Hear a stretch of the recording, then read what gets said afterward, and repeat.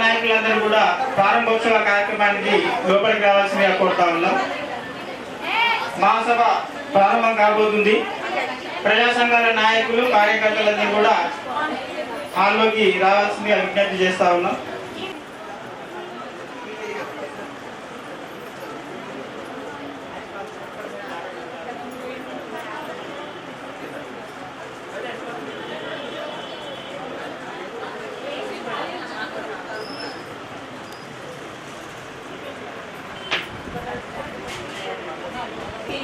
అయినటువంటి నిజామాబాద్ జిల్లా 7వ మహాసభకు విచ్చేసినటువంటి మీ అందరికీ స్వాగతాలు. అదేవిధంగా ఈ సభను అధ్యక్షత వహించాల్సిందిగా జిల్లా అధ్యక్షురాలైనటువంటి ఆకుల అరుణక్కను రావాల్సిందిగా కోరుతున్నాను.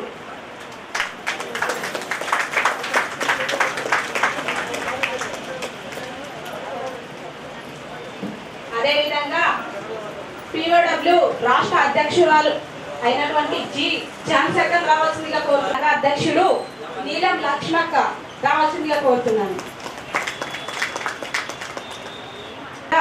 కార్యదర్శులైనటువంటి సంజనక్క రావాల్సిందిగా కోరుతున్నాను. ఆకుల పాపన్న రావాల్సిందిగా కోరుతున్నాను.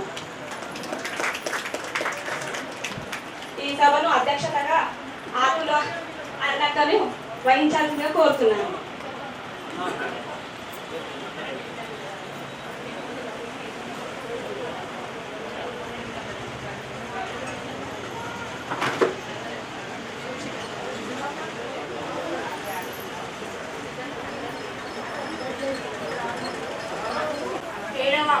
మహాసభల్ని జరుపుకుంటున్నాం.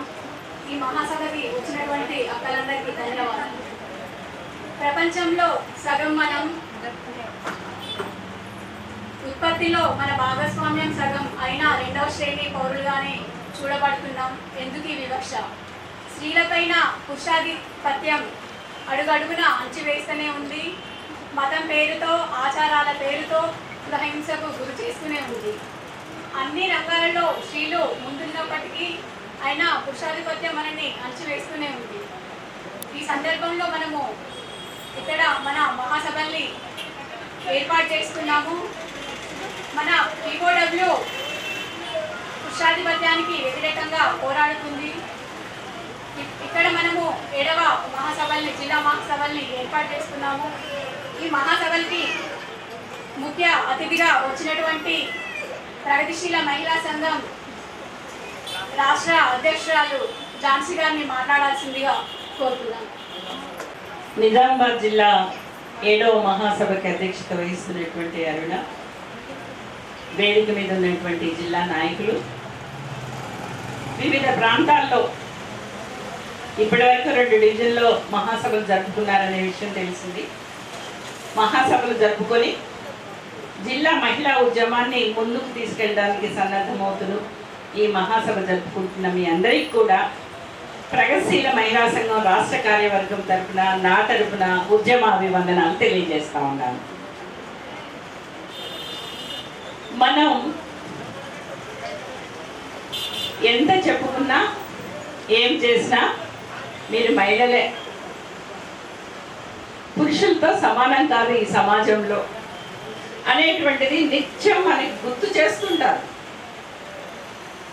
మనం చాలా నార్మల్గా మన పనులు మనం చేస్తాం, మన ఇంట్లో పనులు చేస్తాం, బయట పనులు చేస్తాం, అన్ని పనులు చేసుకుంటూ పోతుంటాము. అయినా కూడా మనకి మీరు ఇంటి పనుల వరకే, బయట అన్ని విషయాల్లో పురుషులతో పాటు సమానం కాదు అనేటువంటి విషయాన్ని ప్రతి సందర్భంలో ఇంతెందుకు మన ఇంట్లో ఏదైనా ఒక ఆదాయం వచ్చిందనుకోండి, ఇద్దరు భార్యాభర్తలు కలిసి ఇద్దరు సంపాదిస్తే ఆ సంపాదన మీద ఎట్లా ఖర్చు పెట్టాలి, ఇప్పుడు అంటున్నారు ఇంట్లో ఆడవాళ్ళు పెత్తనమే ఎక్కువైపోతుందని పురుషులు చెప్తా ఉన్నారు, చాలామంది అంటున్నారు డామినేషన్ ఎక్కువైంది. వాస్తవానికి ప్రధానమైనటువంటి విషయాల్లో ఏమి ఉండదు. కొన్ని విషయాల్లో మాత్రం మనం చాలా కట్టుగా లేదు, మనం దేనికి ఖర్చు పెట్టాలి, దేనికి ఖర్చు పెట్టకూడదు, ఖర్చు పెడితే మన కుటుంబానికి ఉపయోగం అని మనం చెప్పగలుగుతున్నాం. ఇప్పుడు ఇంతకుముందు అది కూడా లేదు, మనకి చెప్పేటువంటి హక్కు లేదు, ఆస్కారం లేదు. ఇద్దరు మూసుకో, నువ్వేం మాట్లాడతావు, మగవాళ్ళం ఉన్నాం కదా, మేము మాట్లాడుకుంటాం కదా అంటే మనం మాట్లాడుకుంటూ ఉన్నాం. ఇప్పుడు మనం ఉంటున్నామా? ఉండట్లేదు. మేము మాట్లాడగలుగుతాం, మేము ఆలోచిస్తాం, మేము అన్ని విషయాల్లో ముందుంటాం అనేటువంటి దాన్ని మనం గుర్తు చేస్తున్నాం కూడా, పని కూడా. అందుకోసమని ఇప్పుడు అనడానికి అంత సాహసం చెయ్యట్లేదు. కానీ ఇప్పుడు అక్కడక్కడ గట్టిగా మాట్లాడినటువంటి వాళ్ళు మాత్రం ఆడవాళ్ళ అనే బదనాం చేసేటువంటి స్థితిలో మాత్రం అక్కడక్కడ కనిపిస్తున్నటువంటి స్థితిని మనం చూస్తూ ఉన్నాం. ఎట్లా రాగలిగినాం మనం, ఎట్లా కాగలిగినాం? నువ్వు ఆడవాళ్ళు పొయ్యిల దగ్గరనే ఉండాలి, పరదాల వెనుకలే ఉండాలి, మీరు ఆ పనే చెయ్యాలి అన్న స్థితి నుంచి మేము మాట్లాడగలం, మేము చేయగలం, ఏదైనా సవాళ్ళు ఎదుర్కోగలం అనే స్థితికి మనం ఎట్లా ఎదిగినాం అనేటువంటిది కూడా మనం ఇక్కడ కూర్చున్నప్పుడు ఆలోచించుకోవాలి. ఎందుకంటే ఒకప్పుడు ఇంట్లో ఆడపిల్ల ఉందంటే 7 సంవత్సరాలు 8 సంవత్సరాలు ఏంటంటే ఆ పిల్లకి పెళ్లి చేసేయాలి. 8 సంవత్సరాలు దాటి ఆ అమ్మాయి పెద్ద మనిషి అయిందంటే చాలా పాపంగా చూసేవాళ్ళు. ఇప్పుడు కాదు, ఒకనొకప్పుడు. అవునా కదా? ఇక్కడ కూడా ఉంటుంటారు కొంతమంది 10-12 సంవత్సరాలకు పెళ్లిళ్ళు చేస్తున్న పెద్దవాళ్ళు ఎవరైనా ఉంటారు కూడా ఇక్కడ. కానీ ఇవాళ అట్లా లేదు, అట్లా పెళ్లిళ్ళు చేసుకోవడానికి సుముఖంగా లేదు. పెళ్లి చేసుకున్న తర్వాత భర్త చనిపోతే అర్హత లేదు, ఎందుకంటే ఆమె మళ్ళీ పెళ్లి చేసుకోకూడదు, మళ్ళీ ఆమెకి జీవితం ఉండకూడదు. అదే మగవాళ్ళు అయితే 3 నెలలు తిరక్క ముందే భార్య లేనివాడు ఏం చేస్తాడు, చెయ్యి ఎట్లా కాల్చుకోగలుగుతాడు, పెళ్లి చేసేద్దాం అని చేసేసేవాడు. ఇప్పుడు అలాంటి స్థితి ఉందా? లేదు. మేము ఎందుకు చావాలి? 6 ఏళ్ళో 8 ఏళ్ళో 12 ఏళ్ళకో పెళ్లిళ్ళు చేస్తే 60 ఏళ్ళ ముసలోడికి ఇచ్చి చేస్తే మేము ఆ భర్తతో పాటు ఎందుకు చావాలని అడిగిన వాళ్ళు చాలా మంది ఉన్నారు. ఫైట్ చేశారు. ఫైట్ చేయడం బట్టి అట్లా సతీసాగమనం అనేటువంటిది కూడా రద్దయింది. బాల్య వివాహాలు రద్దయినాయి. ఆడవాళ్ళు చదువుకోకూడదనే స్థితి నుంచి ఒకప్పుడు చదువుకోవాలా వద్దా అని ఒక చర్చలు ఉండేవి. కానీ వాళ్ళు అట్లా లేదు. ఆడవాళ్ళు ఖచ్చితంగా చదువుకోవాల్సిందే, అన్ని రంగాల్లోకి రావాల్సిందే అనేటువంటిది వచ్చింది. ఇవన్నీ మనకి ఉట్టిగా రాలేదు. మనం గుర్తుపెట్టుకోవాల్సింది ఏంటంటే, మనం చదువుకోవాలన్నా, మన సరైన వయసులో వివాహం చేసుకోవాలన్నా, ఇవాళ సరైన పద్ధతిలో మన గురించి మనం మాట్లాడుకోవాలన్న స్థితికి మనం వచ్చామంటే ఊరికే రాలేదు. అనేక మంది అనేక రకాల పోరాటాలు చేసినటువంటి ఫలితంగానే మనం వచ్చాం. ఈ స్థితికి ఎదిగి ఇట్లా కుర్చీలో కూర్చొని అందరి ముందు మాట్లాడగలిగేటువంటి స్థితికి వచ్చింది. అయితే ఇదే సందర్భంలో ఇప్పటికి ఏ అమ్మాయి అయినా తనకి ఇష్టమైన భర్తని ఎంచుకునే హక్కు ఉన్నదా? అమ్మ నాయన చెప్పిందే చేసుకోవాలి. చేసుకుంటే మంచి చెడు వస్తే అమ్మ నాయన చూస్తారు, కానీ తగ్గిన విషయాలప్పుడు మీదే బాధ్యత. మేము చూడం. ఇంకా కొన్ని చోట్ల మీ దగ్గరే జరిగింది, ఒక ఇంటర్ క్యాస్ట్ వివాహం జరిగితే హత్య చేశారు కదా, చంపేశారు. అంటే మనలాంటి వాళ్ళము అది సరైనది కాదని మనం అంటున్నప్పటికీ కూడా ఇంకా సమాజంలో అలాంటి విషయాలు ఉన్నాయి. ఒక స్త్రీ తన భర్తను తను ఎంచుకోకూడదు, ఒక స్త్రీ తను ఏం చదువుకోవాలనేది కూడా కుటుంబంలో వాళ్ళు నిర్దేశించిన చదివే చదవాలి, ఏ ఉద్యోగం చేయాలనేది కూడా వాళ్ళు చెప్పిందే చెయ్యాలి. ఒకవేళ ఉద్యోగం చేస్తే కూడా వచ్చిన జీతాన్ని ఎట్లా ఖర్చు పెట్టాలి అంటే, ఇవాళ హైటెక్ పద్ధతి వచ్చింది. ఏమొచ్చింది? కార్డులు వచ్చింది. ఉద్యోగం అందులో పడుతుంది. ఈ కార్డు తీసుకుపోయి కాస్త మంచిగా తెలివిగా ఉన్న అమ్మాయి అయితేనేమో నేను సంపాదిస్తున్నా, నేను ఎట్లా ఖర్చు పెట్టుకోవాలో ఖర్చు పెడతా అంటే ఏం లేదు. లేకపోతే ఏం చేస్తారంటే ఆయనే కార్డు తీసుకుపోతాడు, ఆయనే గీస్తాడు, ఆయనే డబ్బులు తెచ్చుకుంటాడు. ఇలాంటి ఇంకా కొనసాగుతున్నాయి అనేక పద్ధతులు. అంటే పురుషుడి ఆధిపత్యము అనేది కుటుంబంలో కానీ బయట సమాజంలో కానీ చాలా పెద్ద ఎత్తున కొనసాగుతున్నటువంటిది. కాండ్రాని పద్ధతుల్లో కూడా కొనసాగుతున్నటువంటివి మనం ఇవాళ చూస్తున్నాం. మనం పోరాటాలు చేస్తున్నాం. ఒకప్పుడు భార్యని కొట్టడం తప్పు కాదు, కానీ మనం పోరాడిన తర్వాత ఒక చట్టం వచ్చిన తర్వాత, కుటుంబ హింస నిరోధక చట్టం వచ్చిన తర్వాత భార్యని కొట్టడం తప్పు, నేరం, కేసులు పెడతారు, జైళ్ళలో ఉంచుతారు అనేటువంటిది వచ్చింది. కుటుంబ హింస నిరోధక చట్టం, అట్లా లైంగిక వేధింపుల నిరోధక చట్టం. ఏంటది?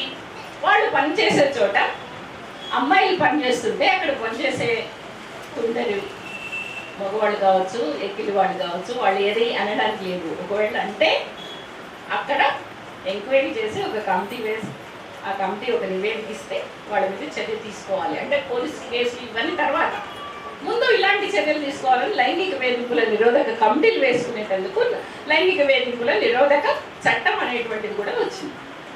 అంటే ఇవన్నీ కూడా మనం పనిచేస్తున్న క్రమంలో ఆచరణలో మనకు ఎదురైనటువంటి ఇబ్బందులను బట్టి ఈ చట్టాలు కానీ, ఈ చట్టాల కోసం మన పోరాటం కానీ ఇవన్నీ వచ్చాయి.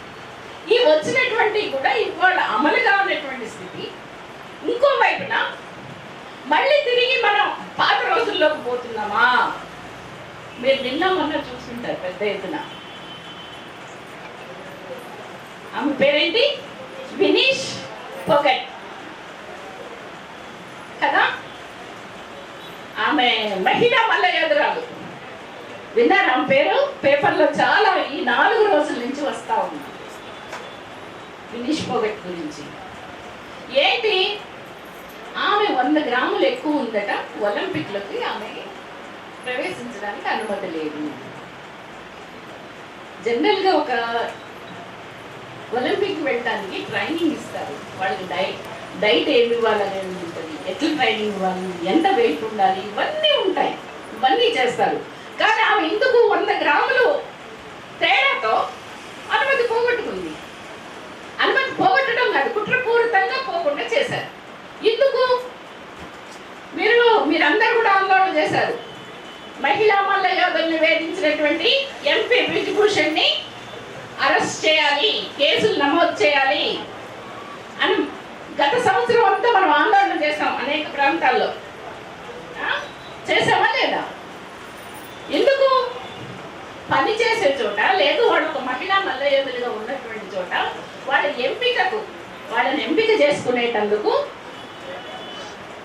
నీవు నాకు ఏదో ఒక రకంగా నాకు ఫేవర్ చేస్తే, నాతో ఉంటే నువ్వు ఎన్నికైతో లేకపోతే లేదు అనే పద్ధతిలో వ్యవహరించాడు బ్రిజ్భూషణ్ ఎంపీ. ఒక ఎంపీ వ్యవహరిస్తే దానికి వ్యతిరేకంగా మీ మహిళా మల్లయోధులో ప్రపంచంలోనే రికార్డు స్థాయిలో బయట ఉన్నాన్ని ఓడించి మేము ప్రపంచ ప్రఖ్యాతిగాంచినట్లు భారతదేశం పేరు తీసుకొస్తే నువ్వు మాకు ఇక్కడ ఉన్నటువంటి నువ్వు మమ్మల్ని ఇట్లా వేధించని 1 సంవత్సరం కాలం పట్టుకోవాలండి.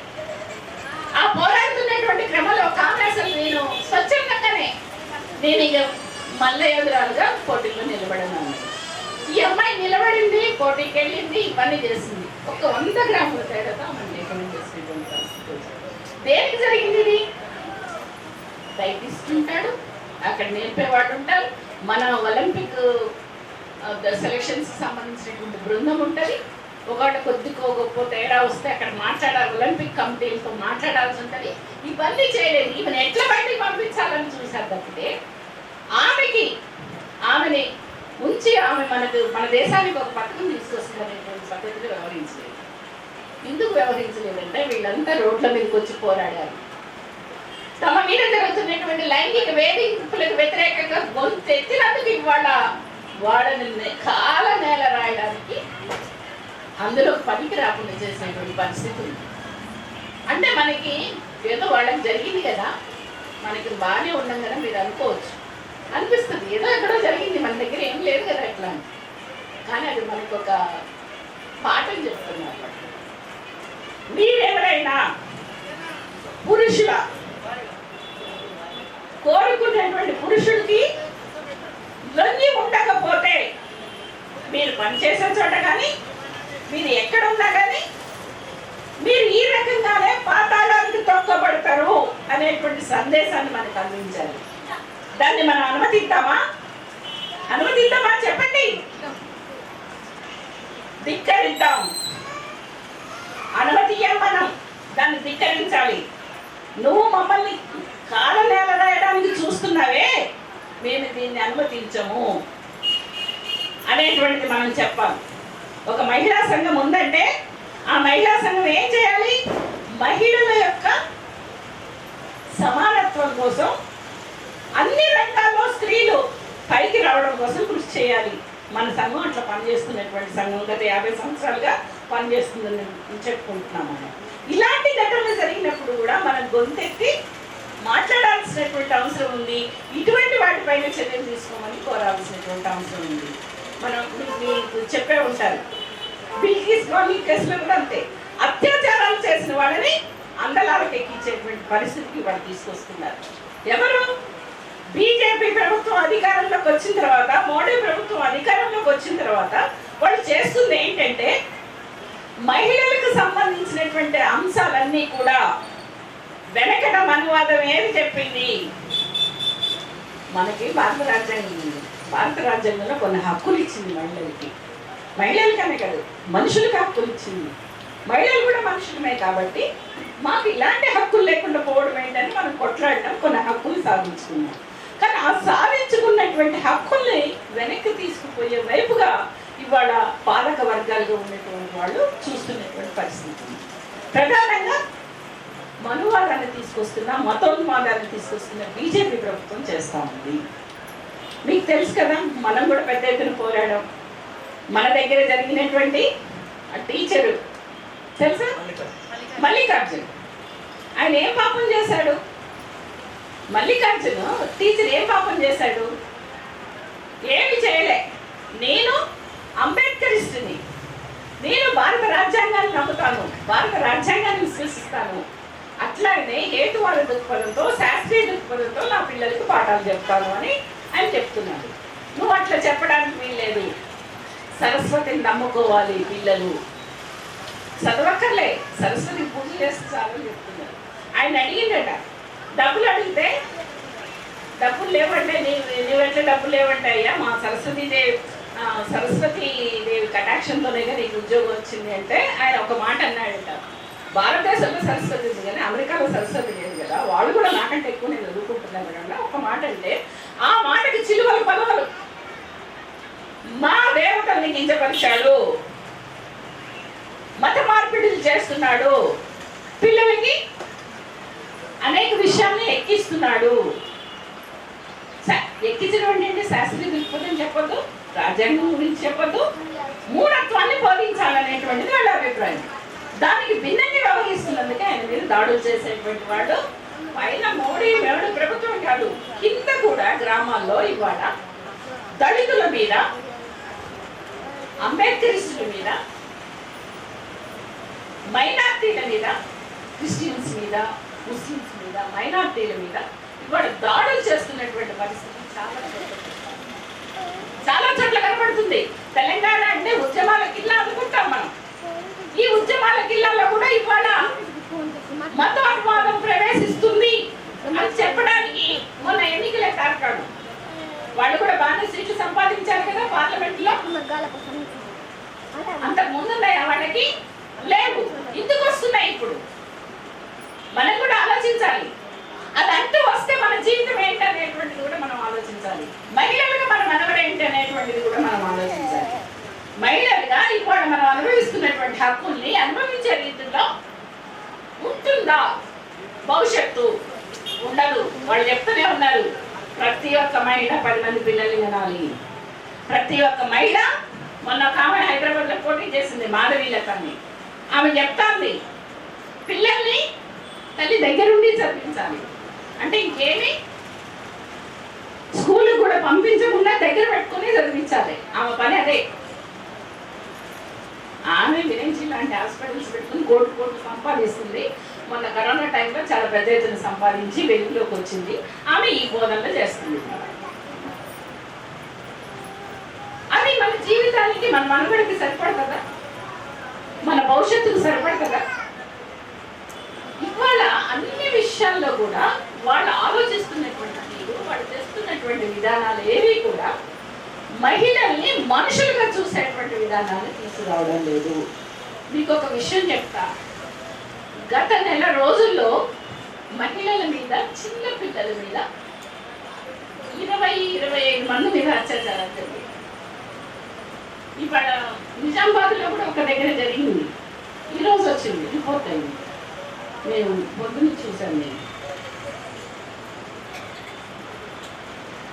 ఆ అమ్మాయిని వెహికల్లో తీసుకొని మెడిసిన్స్ కోసం పోయిందట. ఆ పోయినట్టు అమ్మాయిని, పోతున్న అమ్మాయిని, నేనంటే పోతున్నామా మీ ఇంటికాడ వదిలిపెట్టాను, కారు ఎక్కించుకొని కారులోనే అత్యాచారం చేశాను. మళ్ళీ చేసిన అతను ఎవరో తెలుసా?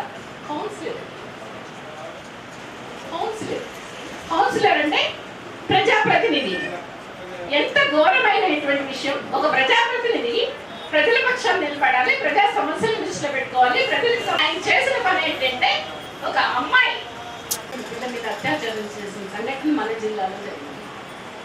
అంటే ఎట్లా ఆలోచిస్తున్నారు? ఇవాళ ఆడపిల్ల కనబడిస్తే బయట కనిపిస్తున్నటువంటి ఆడపిల్లని ఎట్లా చూస్తున్నారు అనే దాన్ని తార్కాణం చెప్తున్నారు. ఒకప్పుడు ఇట్లా లేదు. ఆడవాళ్ళు కనిపిస్తే గౌరవప్రదంగా, ఆడవాళ్ళు కనిపిస్తే అమ్మో వీళ్ళు ఊరుకోరు, ఏదైనా మాట్లాడితే వీళ్ళు తంతారు, చూస్తూ ఊరుకోరు అనేటువంటిది ఉండేది. బస్సులో పోతున్న అమ్మాయి కొన్న హైదరాబాద్ దగ్గరలో చేసినటువంటి సంఘటన. అంటే ఇవన్నీ మనకి ఏం తెలియజేస్తున్నాయంటే, రోజు రోజుకి ఈ ప్రభుత్వాలు, పాలక వర్గాలు అత్యాచారాలు చేసేటువంటి వాళ్ళకి వాళ్ళు ఇచ్చేటువంటి సపోర్టు ఏం తెలియజేస్తుంది? మీరు ఏం చేసినా పర్వాలేదు. ఒక ఆయన అన్నాడు అప్పటికి ఎంపీ, మగపిల్లలు అన్నాక ఆ మాటలు తీయరా అంటే చేయమని చెప్పడమా? అంటే ఇదేనా నేర్పించండి. మహిళల మీద అత్యాచారం చేయండి, మహిళల్ని హింసించండి, మహిళల్ని మనుషులుగా చూడకండి అని చెప్పేటువంటి ఒక బోధన స్టార్ట్ అయింది మన దగ్గర కూడా అనేటువంటిది ఇది ఒక సూచన మనకి. గతంలో అట్లా లేదు. మహిళలు తెలంగాణ సాయుధ పోరాటంలో పనిచేశారు, పురుషులతో పాటు తుపాకులు పట్టుకున్నారు, పురుషులతో పాటు సమంగా ఉద్యమాల్లో నిలబెడుతున్నారు, పురుషులతో పాటు సమంగా ఆందోళనలో ఉంటున్నారు, కార్యక్రమాల్లో ఉంటున్నారు అనేటువంటి ఉండేది. వాళ్ళ జోలికి వెళ్తే వాళ్ళు ఊరుకోరు అనేటువంటిది ఉండేది. కానీ వాళ్ళు తగ్గుతుంది. తగ్గడానికి మన వైపు నుంచి కూడా వైఫల్యం ఉంది. అంటే మహిళలు గతంలో పాల్గొన్నట్లు పెద్ద ఎత్తున ఉద్యమాల్లో పాల్గొంటూ, ఉద్యమాలు చేస్తూ, ఏ సంఘటన పట్ల కూడా ప్రతిస్పందిస్తూ ఉంటే అంత ధైర్యం చెయ్యరు. ఇక్కడ సమాధానం చెప్పగలుగుతారు, ఇక్కడ నిలేస్తారు, ఇక్కడ ధిక్కరిస్తారు, ఇక్కడ ధ్వంసం చేస్తారు. ఎవరైనా ఇట్లా చేస్తే వాడిని బతకనియ్యరు అనేటువంటి ఒక సందేశాన్ని మన వైపు నుంచి పంపించేటువంటి పరిస్థితికి మన ఉద్యమాలు కూడా ఎదగాల్సినటువంటి అవసరం ఉంది. అట్లాంటి స్థితి లేనప్పుడే ఇది పెరిగేటువంటి ఒక వాతావరణం మనకు కనిపిస్తూ ఉంది. పని స్థలాల్లో లైంగిక వేధింపులు, అత్యాచారాలు, బస్సుల్లో అత్యాచారాలు, బయటకు వెళ్తే అత్యాచారాలు, ఇవన్నిటికీ కూడా అధికారంలో ఉన్నటువంటి వాళ్ళు ఏది చెబితే, ఏది సూచిస్తే అది అమలు చేసేటువంటిది, అది బుర్రలకు ఎక్కించుకునేటువంటిది ఉంది. మన రాష్ట్రంలో కేసీఆర్ అధికారంలోకి వచ్చిన తర్వాత ఏం చెప్పాడు? తెలంగాణ అంటే మందు తాగిన తెలంగాణలో ఎవడు ఉంటాడు? అసలు తాకపోతే తెలంగాణ కాలం ఎట్లు వివరించాడు? విచ్చలు విడగా మందు అలవాటు చేశారు. ఇవాళ ఏంటి అది ఒక్క మత్తు మంది ఒక్క మద్యం ఒక్కటే కాదు, ఇవాళ హెరాయిన్ వస్తుంది, మత్తు మందులు వస్తున్నాయి, అన్ని రకరకాల మందులు వచ్చి ఏమి తింటున్నాము, ఏమి అలవాటు చేసుకుంటున్నాము, యువత మీద ఏం ప్రభావం ఉంటుంది అనేటువంటిది కూడా ఏం చెప్పలేని పరిస్థితుల్లోనే వాళ్ళకి ఏం చేస్తున్నాం కూడా అర్థం కాకుండా చిన్న 6 సంవత్సరాలు 8 సంవత్సరాల పిల్లల మీద కూడా 10, 12, 15 సంవత్సరాల పిల్లలు కూడా అత్యాచారాలు చేసేటువంటి స్థితికి వస్తుంది. అంటే ప్రభుత్వం అనుసరిస్తున్నటువంటి విధానాల వల్ల కూడా ఏం నేర్చుకుంటారు యువత? పోవట్లే, మంచి నేర్చుకునే వైపులో పోవట్లేదు. ఇందుకు గతంలో భగత్ సింగ్ గురించి చెప్పేవాళ్ళు, ఇప్పుడు భగత్ సింగ్ గురించి చెప్పట్లేదు, సావర్కర్ గురించి చెప్తున్నారు. సావర్కర్ ఏం చెప్పిండంటే ఆయన ప్రత్యర్థులకు సంబంధించినటువంటి మహిళల్ని అత్యాచారాలు చేసైనా ప్రత్యర్థులు నమోదిస్తున్నారు. ఇంత స్పష్టంగా చెప్పినటువంటి ఆయన్ని హీరోగా ఇప్పుడు చూపిస్తున్నారు బయట వాళ్ళు. చూపించినాక వీళ్ళు ఏం అర్థం చేసుకుంటారు? ఇది తప్పు కాదు, ఇది మా హక్కు అనుకుంటున్నారు వాళ్ళు, ఇది మేము చెయ్యొచ్చు అనుకుంటున్నారు, ఇది తప్పు అనుకోవడం లేదు. అనుకునేటువంటి ఆలోచనని కూడా రానివ్వనేటువంటి పరిస్థితులు ఇవాళ మనం దేశంలో రాష్ట్రాల్లో చూస్తూ ఉన్నాం. అందుకోసమే మనగా మనం ఆలోచించాలి, మన చుట్టూ జరుగుతున్నటువంటి విషయాలు అర్థం చేసుకోవాలి. ఎక్కడైతే మందులు కనబడుతున్నాయో అలాంటి సంపూర్ణ మధ్య నిషేధాన్ని తెచ్చుకునేటువంటి మనం ఇవాళ మద్యం లేకపోతే రాష్ట్రం నడవడే పరిస్థితి వచ్చింది. అంటే ఆదాయ వనరు అది, ఆ ఆదాయం లేకపోతే ఇంకే ఆదాయ వనరు లేనటువంటి పరిస్థితుల్లో కూడా ఉండే పరిస్థితి వచ్చింది. ఒక ఆదాయ వనరు కోసము మహిళలందరినీ బలిపెట్టే వైపు విధానాలు ఉండడం, ఆలోచన విధానం, మనువాద భావజాలాన్ని, ఒక మతోన్మాదాన్ని, హిందూ మతోన్మాదాన్ని ఇవాళ ప్రజల్లోకి ఎక్కించడం వల్ల మహిళలందరూ ఉన్నారుగా. నిన్ననేనా శ్రావణ శుక్రవారం, అబ్బా అక్కలందరూ ఎన్ని పూజలు చేస్తుంటారు, ఎంత పుణ్యం మూట పెట్టుకొని ఉంటారు, నేను చెప్పలేదు ఇక. అంటే మన ఆలోచన పరిధి. ఒకప్పుడు పూజలు చేశారు, పూజలు చేయలేదండి, కానీ ఇప్పుడు 24 గంటల పూజలు వచ్చినాయి. ఒకసారి దేవుడు పట్టానికి దండం పెట్టుకొని పోయేవాడు, అప్పుడు కూడా దేవుణ్ణి మనసులో అనుకుని పోయేవాడు, కొంచెం దండం పెట్టుకుని ఒక కొబ్బరికాయ కొట్టేవాడు. వాళ్ళు అట్లా ఉంటుందా? పొద్దు నుంచి సాయంత్రం దాకా చేస్తుంటారు, అదే పనిలో ఉంటుండ్రు. అంటే ఏం జరుగుతుంది, మన చుట్టూ ఏం జరుగుతుందో మనం చూడకుండా ఆ పనిలో ఉండే ఒక మత్తు మందు మనకు కూడా అలవాటు అవుతుంది. ఆ మత్తులో మనం ఉంటున్నాం రకరకాల పద్ధతుల్లో. ఒకవైపు యువతని, ఒకవైపు మహిళల్ని, ఒకవైపు దళితుల్ని, ఎవరిని పడితే ఏ రకంగా వీళ్ళని ఆలోచించకుండా చేయగలుగుతామా అనేటువంటి దాన్ని మాత్రం వాళ్ళు మంచిగా పర్ఫెక్ట్గా ఉన్నారు.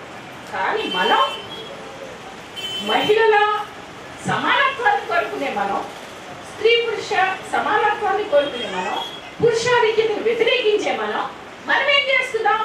మనం ఆలోచించట్లేట్లా, మనం అట్లా నిరంతరం ఆలోచించట్లే. మనకి సమస్య వచ్చిందంటే మనం ఒక్కళ్ళమే కదా, పాపన చేస్తాడో లేకపోతే ఈ అరుణ చేస్తుందో లేకపోతే ఆ సరిత చేస్తుందో ఇంకొకళ్ళు చేస్తారు, మనమేం పోయి మాట్లాడాలా?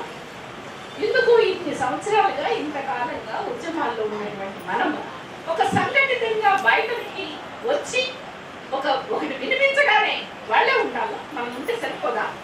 మనం మాట్లాడలేమా? మనకు అర్థం కావట్లేదా? మన మనుషులం కాదా? మనం ఎందుకు స్పందించట్లేదు? ఎందుకు మనం వాళ్ళు నిలబడలేకపోతున్నాం అనేటువంటి విషయాన్ని కూడా మహిళలు కూడా ఆలోచించుకోవాలి. అట్లా ఆలోచించుకోలేకపోతే మన మహిళలకు కూడా చాలా కష్టమైనటువంటి ఉంటుంది.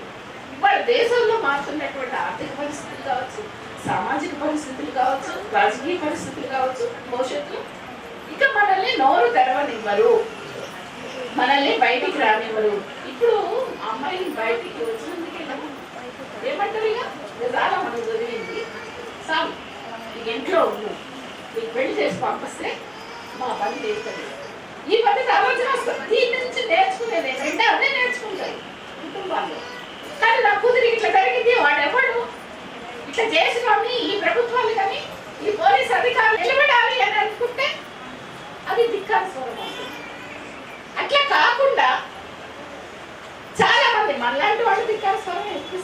కానీ మనలాగా లేనటువంటి వాళ్ళు కూడా చాలామంది పిల్లల్ని వెనక్కి నెట్టుకున్నటువంటి అవకాశాలు కూడా మన ముందు కనిపిస్తున్నాయి.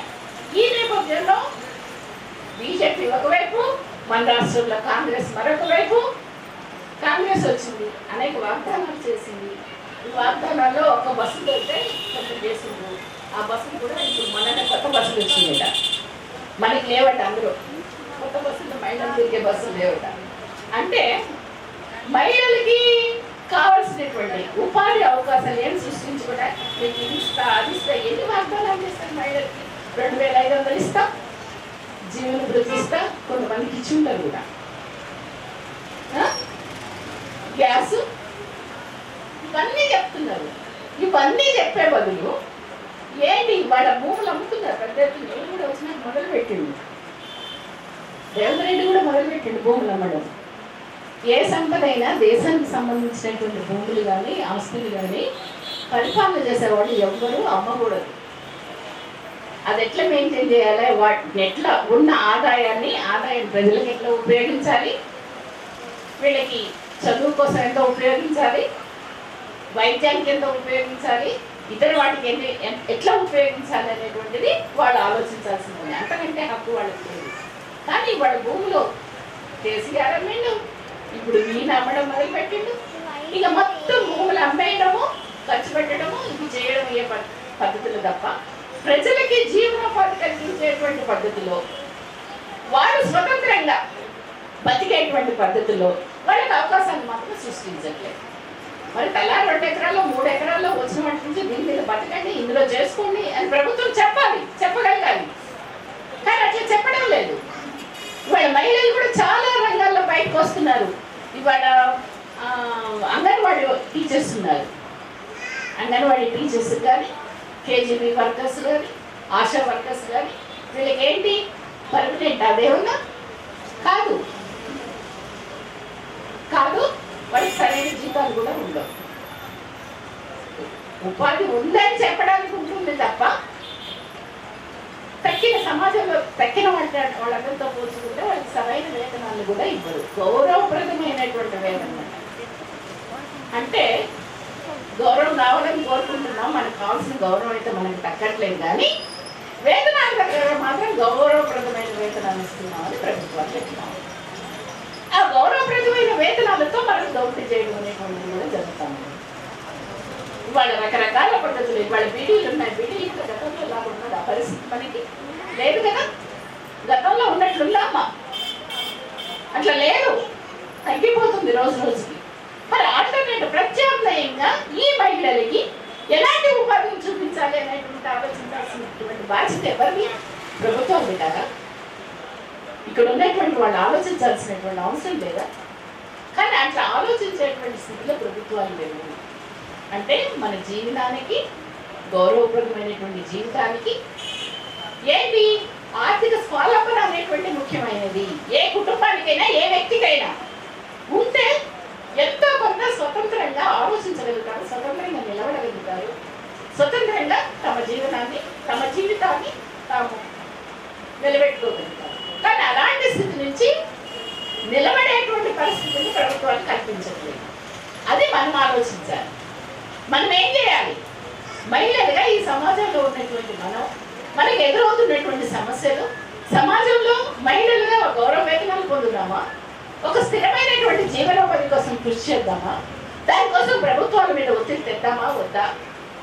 మన మీద మనవాళ్ళ భావజాలం వెనకటి రోజుల్లాగా ఇవాళ ఆడపిల్లల్ని బయటికి రానటువంటి స్థితిలో నెడుతున్నటువంటి మతోన్మాద భావజాలకు వ్యతిరేకంగా మనం ఏం చేయాలి అనేటువంటి విషయాన్ని కూడా మనం నిరంతరం ఆలోచించుకొని మన మనుగడ సాగించాలంటే వీటన్నింటినీ కూడా మనం వ్యతిరేకించాల్సిందే.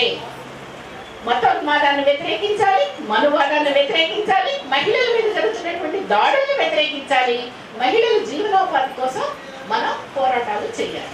అలా చేసినప్పుడు మాత్రమే మనం మనుషులుగా నిలబడగలుగుతాము, మన స్వతంత్రతను మనం నిలబెట్టుకోగలుగుతాము అనేటువంటి దాన్ని మనం అందరం కూడా అర్థం చేసుకోవాలి. అట్లా అర్థం చేసుకొని ఈ మహాసభల్లో కూడా మీరు మీ జిల్లాలో ఈ సమస్యలు అన్నీ ఉన్నాయి, మీకు కూడా ఒక జిల్లానే కదా, అన్ని చోట్ల ఉన్నాయి. ఈ సమస్యల మీద ఎప్పటికప్పుడు స్పందించి ఒక మహిళా సంఘంగా, ఒక విప్లవ మహిళా సంఘంగా విప్లవాత్మకమైనటువంటి మార్పులు తీసుకురావడం కోసం, మహిళల్ని చైతన్యవంతంగా ముందుకు తీసుకురావడం కోసం వాళ్ళలో పనిచేయడం, వాళ్ళని ఉద్యమాల్లోకి తీసుకురావడం అనేటువంటి ప్రత్యేక కృషిని సాగిస్తారని, ఆ సాగించేందుకు ఇవాళ జరుగుతున్నటువంటి మహాసభలో మీరందరూ కూడా ఆలోచనలు చేస్తారని, అట్లా ఈ జిల్లా ఉద్యమాన్ని కూడా ముందుకు తీసుకెళ్ళడానికి కృషి చేస్తారని ఆశిస్తూ నాకు ఈ అవకాశం ఇచ్చినందుకు ధన్యవాదాలు. ఎదుర్కొంటున్నటువంటి సమస్యల గురించి, మన మీద మతం పేరుతో జరుగుతున్నటువంటి దాడుల గురించి చాలా వివరంగా మనం చేయాల్సిన బాధ్యతల గురించి చెప్పినటువంటి జాన్సక్కకు ధన్యవాదాలు. ఇటువంటి మహిళా కామ్రేడ్స్ రంగవల్లకకు, సుసేన, చింతా లక్ష్మక్కకి, మన అంజక్కకు నివాళులు అర్పిస్తూ ఒక 2 నిమిషాలు మౌనం పాటిద్దాం.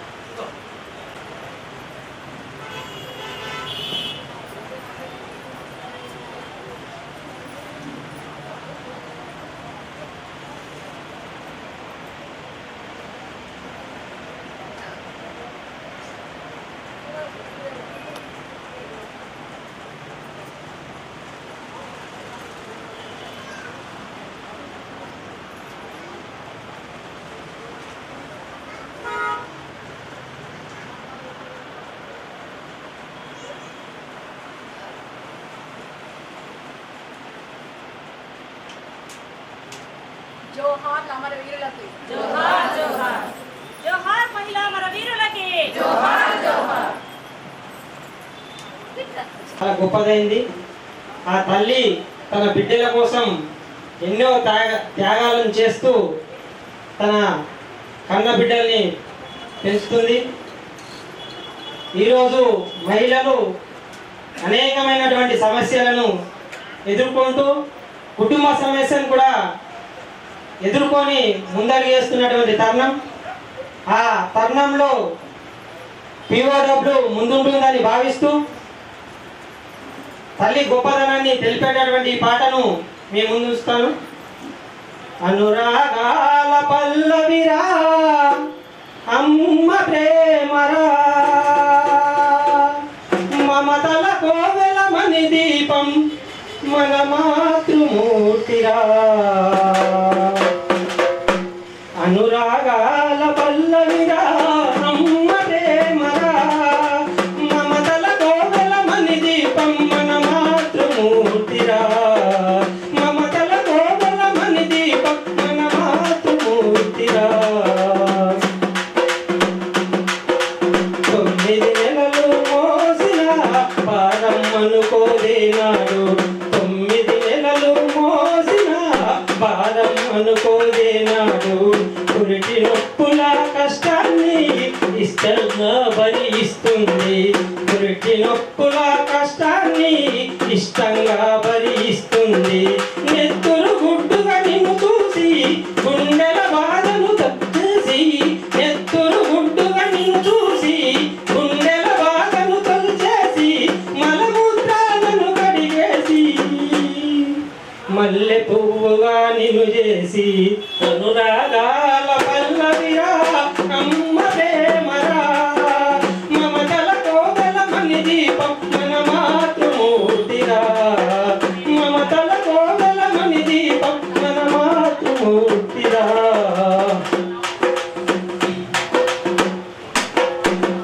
కడుపాకలిని చూసమ్మా కమ్మను చనుబాలిస్తుంది, కడుపాకలిని చూసమ్మా కమ్మని చనుబాలిస్తుంది.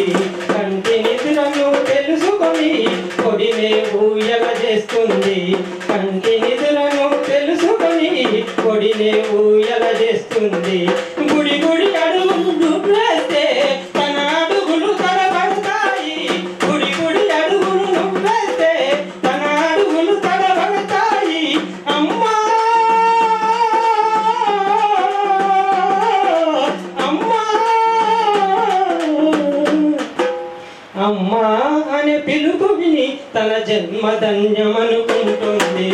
అనురాగాల పల్లవిరా అమ్మ ప్రేమరా, మమతల కోవెల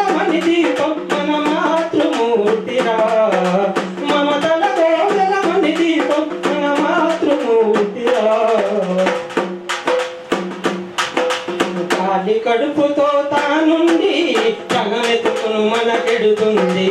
కాలి కడుపుతో తానుంది తన మెతుకును మనకెడుతుంది. కష్టం వచ్చినా కన్నీళ్ళొచ్చినా తానే కలవరపడుతుంది. కష్టం వచ్చినా కన్నీళ్ళొచ్చినా తానే కలవరపడుతుంది. తన కష్టాలను ఏనాడు అసలే తారసపడనీదు. తన కష్టాలను ఏనాడు అసలే తారసపడనీదు. త్యాగానికి తన మారు పేరురా.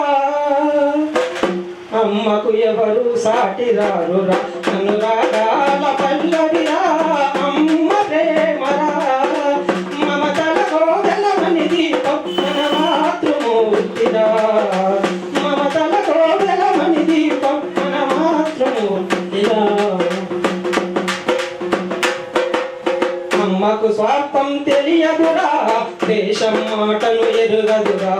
అమ్మకు స్వార్థం తెలియదురా, దేశం మాటను ఎరుగదురా. తేడాలసలే చూపదురా, అమ్మకు అందరూ ఒకటేరా.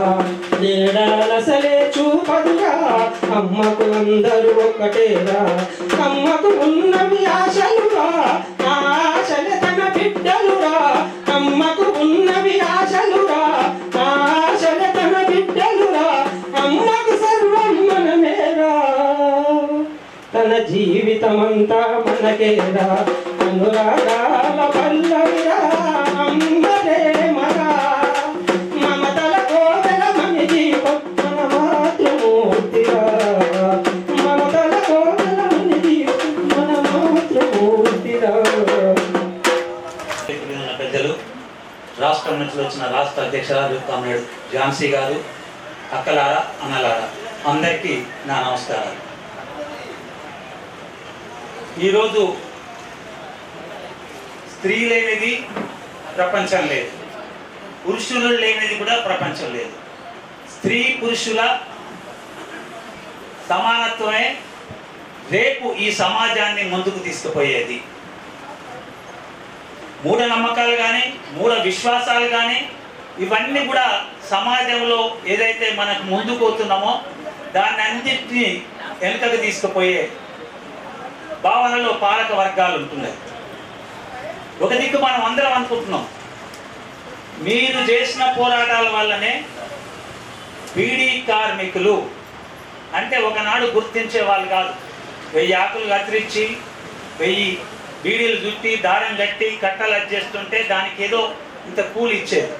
కానీ ఇక్కడ ఎర్ర జెండాలు పట్టుకొని సంఘం పెట్టుకొని మీరు మా బీడీలకు సరైన కూలి ఇవ్వండి, లేదా ఆదివారం సెలవులు ఇవ్వండి, పండగ సెలవులు ఇవ్వండి, ఇవన్నీ కలిపి మా కూలీలలో కలిపి ఇవ్వండి అని చెప్పేసి పోరాటాల ద్వారానే మనం సాధించుకోవడం జరిగింది.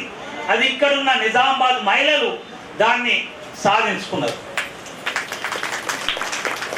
అది సాధించుకున్న తర్వాత ఈరోజు 250 రూపాయలు వస్తుంది, ఎవరికి సరిపోలేదు. కానీ సెంట్రల్ గవర్నమెంట్కు 220 రూపాయలు ట్యాక్సీ పోతుంది. అంటే మీకు ఒక షేర్ బీడీలకు 250 రూపాయలు వస్తే 49 రూపాయలు వస్తున్నాయి. 220 రూపాయలు సెంట్రల్ గవర్నమెంట్కు ట్యాక్సీల రూపాయన పోతుంది. అంటే ఆ ట్యాక్సీలు మనకి ఇవ్వచ్చు కదా.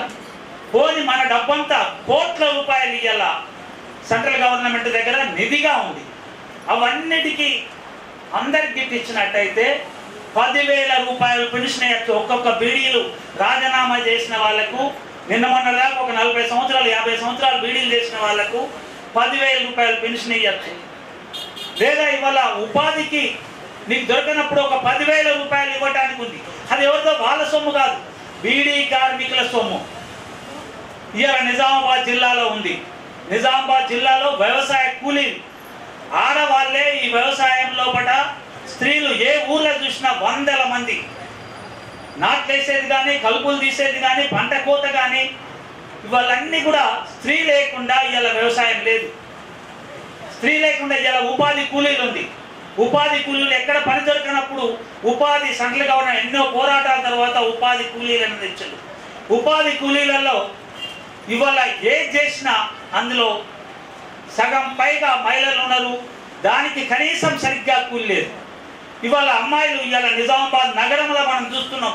మీరు అందరూ హాస్పిటల్లో పోతారు.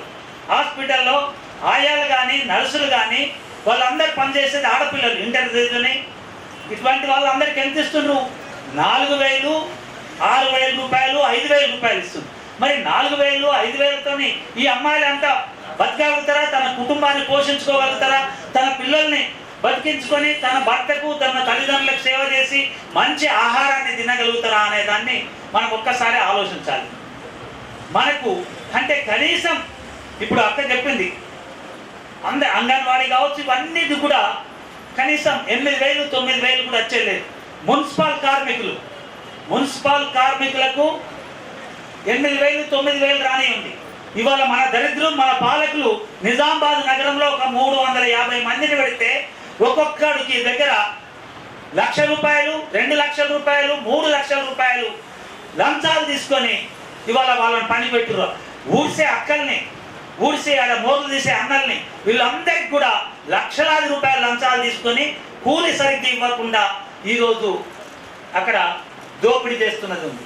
అంటే నీకు హాస్పిటల్ వచ్చినా దోపిడే, అక్కడ మున్సిపల్ ఊడ్చే దగ్గర దోపిడే, బీడీ కార్మికుల దగ్గర దోపిడే, వ్యవసాయ కూలీల దగ్గర దోపిడే, అన్నిటికీ దోపిడీకి గురవుతుంది మహిళ. పోనీ వీళ్ళందరికీ మంచి అవకాశాలు కల్పించగలిగిన అవకాశం లేదా? తెలంగాణ మొత్తం విత్తన భాండాగారాన్ని చేసడానికి అవకాశం ఉంది. అంటే విత్తనాలు పండించడానికి చాలా అవకాశం ఉంది. మన కారుమూరు ప్రాంతము విత్తనాలు, ఈ విత్తనాలలో మహిళల్ని 60% మహిళల్ని అక్కడ ఉపయోగించడానికి ఉంది. వీళ్ళందరికీ కూడా ఒక 20,000 రూపాయల జీతాలు ఇవ్వగలిగినది ఉంటుంది. విత్తనాలు అన్ని మంచి విత్తనాలు వచ్చినాయనుకో, కూరగాయ విత్తనాలు కావచ్చు, పండ్ల విత్తనాలు కావచ్చు, లేకపోతే జొన్నలు కావచ్చు, సజ్జలు కావచ్చు, ఇవన్నిట్లలో కూడా మన దగ్గర తెలంగాణ అంతా మంచి విత్తనాలు పండించడానికి ఉంది. మహిళలందరికీ కూడా 20,000-25,000 రూపాయలు అందులో ఇచ్చి మంచి అవకాశాలు ఇక్కడ ఉంది. కానీ ఈ పాలకుడికి అటువంటిది ఏమాత్రం లేదు. మరి మనం సాధించుకోలేదా? మనకు గోధన్ షుగర్ ఫ్యాక్టరీ ఎత్తేస్తున్నప్పుడు ఇక్కడ చాలా లక్షల మందికి ఉపాధి కల్పించి అన్ని చేసే ఎత్తేస్తుంటే అది మన ఎర్ర జెండానే. మీరు అక్కడ భూములు ఇవ్వాలంటే 11,000 ఎకరాలని మనం సాధించుకోవడం జరిగింది. సాధించుకుంటే ఏంటి? అందులో మహిళలు 50% ఉన్నారు. అట్లాగే నిజామాబాద్ నగరంలో ఇల్లు లేవు, ఎక్కడో చిన్న రేకులలో ఉంటున్నారు. ప్రభుత్వాలకు ఎన్నిసార్లు విన్నవించినా వాళ్ళు కనీసం ఒక 100 గజాల స్థలాన్ని ఇవ్వడం లేదు అన్నప్పుడు జెండాలు పట్టుకొని మహిళా హక్కులు అందరూ కూడా ఆక్రమించుకుంటే 1000 ఇళ్ల స్థలాలను ఆక్రమించుకున్నారు. ఇవాళ ఇక్కడనే ఉంది ఈ ద్వారక నగర్ ఏరియా. ఇవాళ ఒక 25 గజాలే వచ్చింది, రేకులు వేసుకున్నారు. కానీ ఒక 70-80 సంవత్సరాలుగా అందులో ఉంటుంది. ఇవాళ ఏమిటిది? ఇక్కడ కుట్ర బందేసి ఇది ₹1,00,000 గజం చొప్పున ఉంది. అంటే ఇక్కడ నుంచి వీళ్ళు నిలగొట్టేయాలి. మాకు పక్క పంట కార్మికులు ఈ గుడిసెలు ఉండకూడదు అని చెప్పేసి పెద్ద పెద్ద బిల్డింగ్లలో ఉన్నోళ్ళు అందరూ అనుకుంటున్నారు. అయ్యా నేను అడుగుతున్నాను, నీ ఇంట్లో బట్టలు ఉతికేటామే స్త్రీ, ఈ ప్రాంతానికి సంబంధించింది దాన్ని. నీ బోలు బాసాన్ని తోలిపెట్టామే స్త్రీ. అంటే నీకు అన్ని రకాల పనిచేయడానికేమో ఈ మహిళలు కావాలి, ఇక్కడ మనుషులు కావాలి. కానీ వాళ్ళంతా పక్కకుంటే మా గౌరవం తగ్గుతుందని వెధవులు కొద్దిమంది అనుకుంటున్నారు. అయ్యా ఇలా పనులు లేకుండా, శ్రమజీవి లేకుండా నీకు ఏదైనా పని నడుస్తుందా? నీ కార్ డ్రైవర్ ఎవడు? శ్రమ చేసేటోడు. నీ బస్సు డ్రైవర్ ఎవడు? శ్రమ చేసేటోళ్ళు. వీళ్ళంతా ఏమంటారంటే కూలీలు, శ్రమజీవులు, పని చేయరు. పని చేయకుండా ఉత్పత్తి జరుగుతుందా అంటే పనిలో అందరము సగభాగం అవుతున్నాం. పనిలో అన్ని సంపద సృష్టించడానికి మరి ఎత్తున్నాం. కానీ ఆ సంపదలో అందరికి పంచిచ్చే దానిలో ఈ పాలకుడు అనుకుంటలేదు. గనులు ఉన్నాయి, గనులన్నీ కూడా కొద్దిమంది చేతులకు వెళ్ళిపోతుంది. గ్యాస్ ఉంది, మీ ఇంటింటికి గ్యాసు 200-150 రూపాయలకు ఇంటికి గ్యాస్ సప్లై చేయొచ్చు. ఇప్పుడు చెప్తున్నారు లేదు మీరు గ్యాస్కు కన్నీళ్ళు కారుతున్నాయి, అక్కడికి అందరికి గ్యాస్ పొయ్యిలు లేకుండా చేస్తామన్నారు. అంటే గ్యాస్ పొయ్యిలు ఇచ్చేసి కట్టెల పొయ్యి లేకుండా చేస్తామన్నారు. అది ధర కనీసం కొన్ని కుటుంబాలలో ఆ గ్యాస్ పొయ్యి పక్కకు పెట్టుకొని దాన్ని కట్టెలతోనే అందుకునే స్థితి ఇవాళ కొన్ని కుటుంబాలు. ఎందుకంటే ఆదాయం లేక, రోజువారీ కూలి లేక, రోజుకు అంటే నెలకు 30 రోజుల కూలి ఉండాలి. ఆ కూలి పని దొరకదు. దొరికినప్పుడు ఏం కావాలి? దాన్ని కుటుంబం ఆదాయం ఉండదు. కొడుకులు, భర్త వీళ్ళందరూ కూడా సగం మందిని తాగుబోతులుగా తయారు చేస్తుంది. ఎందుకంటే బ్యాంక్సులు మీయే, కళ్ళు బట్టీలు మీయే, ఇక్కడ అన్ని గంజాయి అమ్మేది మీరే, దానికి కమిషన్ వస్తుందని హెరాయిన్ అమ్మేది మీరే. అంటే కొద్దిమంది లాభాల కొరకు లక్షల కుటుంబాలని చిత్రం చేస్తున్నది ఈ పాలకుడు. చూస్తుంటాం, తల్లిని నువ్వు డబ్బులు ఇస్తావా లేవు, నీకు పెన్షన్ డబ్బులు వచ్చినాయి కదా, నీ దగ్గర డబ్బులు ఉన్నాయి కదా అని చెప్పేస్తుండ. ఆ పిల్లోడు చెడ్డోడు కాదు, కానీ వాడికి తాగుడు అలవాటు అయిపోయిన తర్వాత చెడుగా మారుతుండు. ఆ భర్త చెడోడు కాదు, తాగుడు అలవాటు అయినాక చెడుగా మారుతుండు. ఇవన్నీ ఎందుకు వస్తున్నాయి? ఈ తాగుడు, తప్పుడు పద్ధతులు, మీ సంపాదన, ఉన్న వాళ్ళ సంపాదన వల్ల ఇవన్నీ కుటుంబాల వల్ల విచ్ఛిన్నమవుతున్నాయి. వాడు ఒక 30 సంవత్సరాలకో 40 సంవత్సరాలకో తాగి కన్నాలాడి 3-4 పిల్లలను కనేసి వాడు చచ్చిపోతే ఆ 4 పిల్లల్ని ఈ తల్లి ఏదో కష్టాలు పడకుండా పెంచి పెద్ద చేసి, అయ్యో నా కొడుకు నాకు పెడతాడు కదా అనేది తల్లి భావిస్తే వీడు దురలవాట్లు చేసుకొని మళ్ళీ ఆ తల్లి మీద పెడతాను. అంటే ఒక దిక్కు తండ్రి పెత్తనం, లేకపోతే కొడుకు పెత్తనం, ఇవన్నీ కూడా పెత్తనాలు వచ్చేది. అన్ని పెత్తనాలు భరించుకుంటా మహిళ కుటుంబాన్ని నడుపుతుంది, ధైర్యంగా నడుపుతుంది. ఎందుకంటే మహిళలు ధైర్యవంతులు కాదు అనేది అందరు అంటుంటారు. ధైర్యవంతులు కాకపోతే వాళ్ళలాగానే వస్తుండే ఈ 3 పిల్లల్ని ఎట్లా పెంచాలని. కానీ సావకుండా నాకు ఏమైనా సరే, వాడు ఎటువైనా సరే నా పిల్లల్ని నేను పెంచుకుంటా, మంచిగా తయారు చేసుకుంటా అనే చెప్పేసి అనుకుంటుంది. కానీ సంఘంలో ఉండే తప్పుడు పద్ధతులు, కొద్దిమంది ఉన్న వాళ్ళ లాభాల కొరకు బలి అవుతుంది, పిల్లలు బలి అయి మళ్ళీ కుటుంబం అంతా కూడా మనం అందరం బలి కావాల్సిన పరిస్థితి ఏర్పడుతుంది. ఇక మతాల మధ్యలో కొట్లాట, అది హిందూ మతమా, మహమ్మదీయ మతమా, క్రైస్తవ మతమా, మీరంతా దేవుణ్ణి నమ్ముకోండి నమ్మొద్దని అనట్లేదు. కానీ అన్ని వాళ్ళే చేసి పెడతారు, వాళ్ళేది అయిపోతుంది అనేది. అంటే గాల్లో దీపం పెట్టేసి దేవుడా అని అంటే నడవది. మన కష్టార్జితం, మీరందరి శ్రమ వల్లనే ఇవాళ సంపద సృష్టించబడుతుంది. కానీ ఆ సంపద అంతా కూడా కొద్దిమంది దగ్గరికి పోతుంది. మన పిల్లలకి ఇవాళ ఒక్కొక్క తల్లి నా డిగ్రీ చదివించాలి, ఇంజనీరింగ్ చదివించాలి, ఇంకో చదువులు చదివించాలి అని చెప్పేసి మహిళలందరూ కూడా లక్షల మంది పిల్లలు ఈరోజు చదువుతుండే కోచింగ్ సెంటర్లలో, అమ్మ నేను కోచింగ్ తీసుకుంటా, మంచి ఉద్యోగం సంపాదిస్తానంటే ఎన్ని లక్షల ఖాళీలు ఉన్నా ఆ ఉద్యోగాలు మన పాలకులు దింపరు. అక్కడ సెంట్రల్ గవర్నమెంట్ బీజేపీ అయినా, ఇక్కడ స్టేట్ గవర్నమెంట్ కాంగ్రెస్ అయినా, నిన్న మొన్న ఉన్న టీఆర్ఎస్ అయినా ఉద్యోగాలు ఇయ్యరు. యూనివర్సిటీలు లాంటి దగ్గర వేల ఉద్యోగాలు ఖాళీ ఉన్నాయి. అంటే యూనివర్సిటీలు కావచ్చు, ఇటు పాఠశాలలలో టీచర్లకు ఇయ్యరు, టీచర్లు ఖాళీ. కానీ ఇక్కడ సమాజంలో అందరికీ ఉద్యోగాలు, మంచి ఉద్యోగాలు దొరికి ఇవి ఉంటాయి. కానీ వాళ్ళకి అది కాదు, ఎట్లా ఉద్యోగాలు తీసేద్దాం, ఎట్లా బానిసలుగా చేసుకొని ఎంత తక్కువ కూలికైనా పని చేస్తారు. వాళ్ళే ఏముంది అమ్మ ఎందుకు చేయదు, ఎక్కడ దిక్కులేదు కాబట్టి 4,000కు వాడు నర్సుగా చేస్తుంది, 6,000కు నర్సుగా చేస్తుంది. అంటే ఇవన్నీ కూడా సమాజంలో తప్పుడు పద్ధతిలో ఉంది. అందుకని మీ చేతిలో ఒక ఆయుధం ఉంది, అదే మనము ప్రశ్నించే ఆయుధం.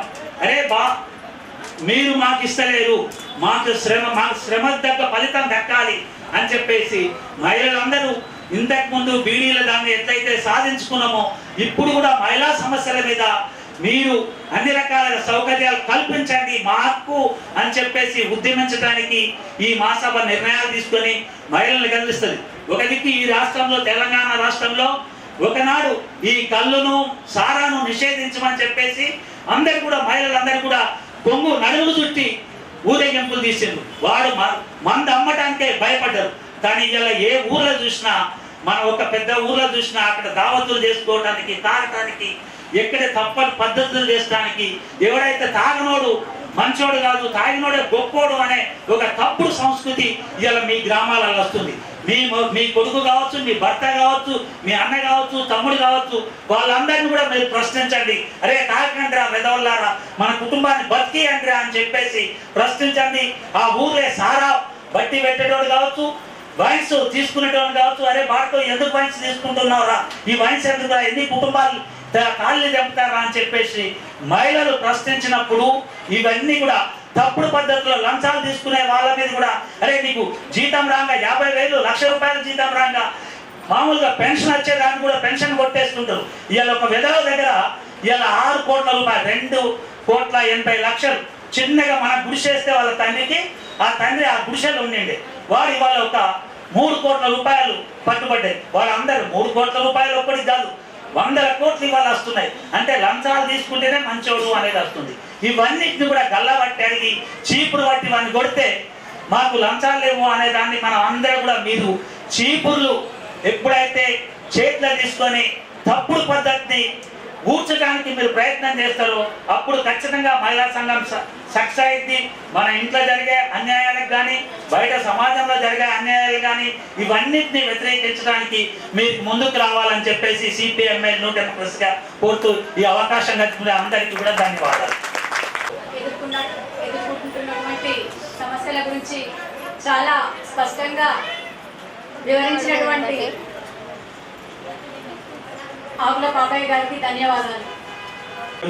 మేడ మీద మేడలెన్నో కట్టుతుంటే పేదవానికి ఉన్న నీడ నేల కూలి చెదురుతుంటే ఇదే నా దేశం మారిన తీరు చూడవే పేదల ఆకలి తీరు రాజ్యములో రాజకీయ జెండాలు తప్ప మరేవి మారలే అడగవే అమ్మా ఈ భారతదేశం ఎదుగుతుందట అడగవే అమ్మా కలిగినోళ్ళ కలికి మేడ మేడకెదుటే మురికి వాడ కారులో నా దొరల జోరు కాలే కడుపుతో తిరుగునొకరు ఇవే నా మార్పుకు ఆనవాళ్ళు అప్పులతో నెత్తిన ఎత్తిరిరాళ్ళు కోట్లలో మునుగుతున్న దేశాన్ని నేను ప్రశ్నిస్తే నేరమే అడగవే అమ్మా ఈ భారతదేశం ఎదుగుతుందట అడగవే అమ్మా కర్మకాలి వ్యాధులొస్తే కర్మకాండే గగనమాయే మధ్య తరగతి మనిషి బతుకు దవాఖానలో దహనమాయే ప్రాణముకు విలువన్నది లేదమ్మ ఓటుకే పరిమితమైనది జన్మ మార్పుకు పునాదోలై శవాలన్నీ వేస్తారో అడగవే అడగవే అమ్మా ఈ భారతదేశం ఎదుగుతుందట అడగవే అమ్మా నేనడిగితే ఎన్కౌంటరు నువ్వడిగితే ఏమంటారు అడగవే అమ్మా ఈ భారతదేశం ఎదుగుతుందట అడగవే అమ్మా. అక్కలకి అధ్యక్షులు అదేవిధంగా మహాసభకు చేసిన అక్కలకందరికీ కూడా ఉద్యమాభినందనలు తెలియజేస్తున్నాను. ఇంతకుముందే అన్న ఒక పాట పాడాడు, తమ్ముడు ఒక పాట పాడాడు. మొత్తం మహిళలను వర్ణిస్తూ అంటే మహిళ చేసే కష్టము, తల్లి 9 నెలలు మోసి బిడ్డను కంటే ఉండే కష్టం ఏందో తెలియజెప్పారు.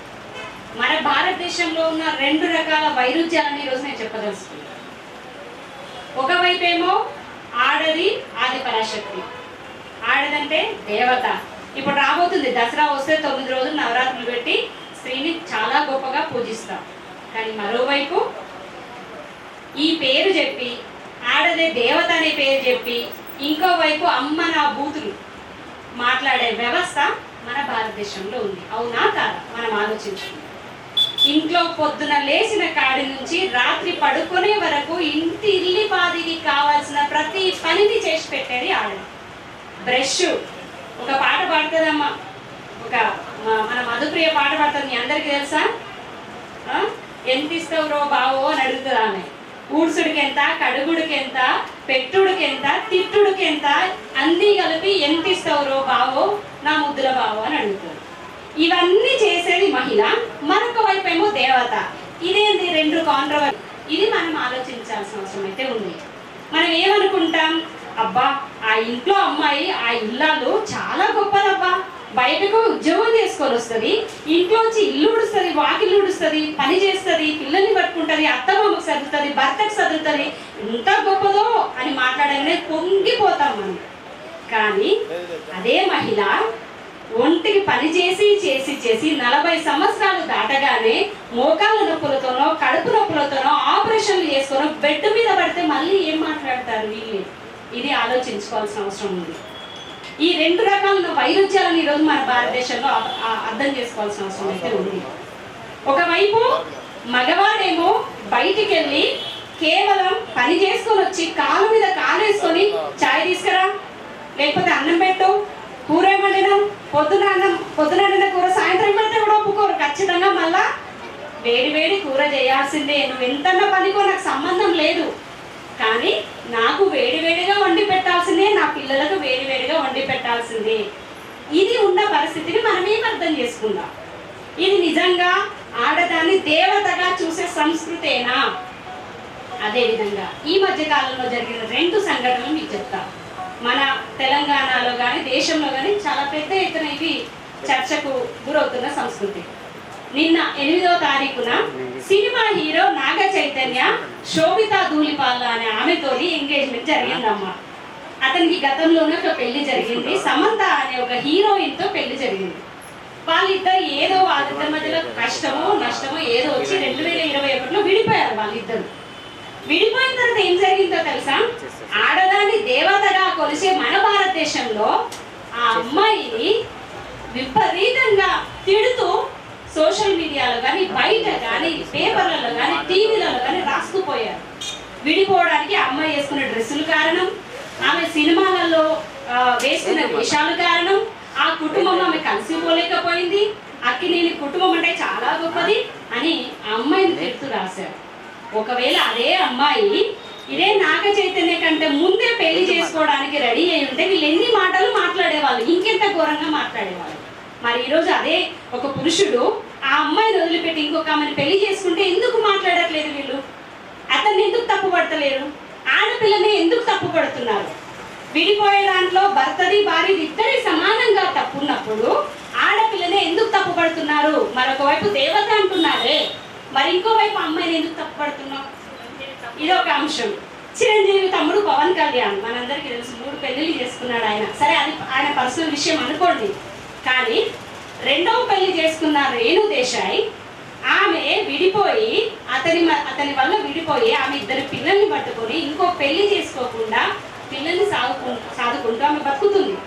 ఆమె 2వ పెళ్లి చేసుకుంటానని ఆమె మాట్లాడుతున్న సందర్భంలో ఎంత ఘోరంగా తిట్టారు అమ్మాయినంటే, నువ్వు మా అన్న వదిలిపెట్టి నువ్వు ఇంకో పెళ్లి చేసుకుంటావా? నీ సంగతి ఏంది? నీ సంగతి చూస్తాం, వాడిని చంపుతాం, నిన్ను చంపుతామని చెప్పి మాట్లాడారు.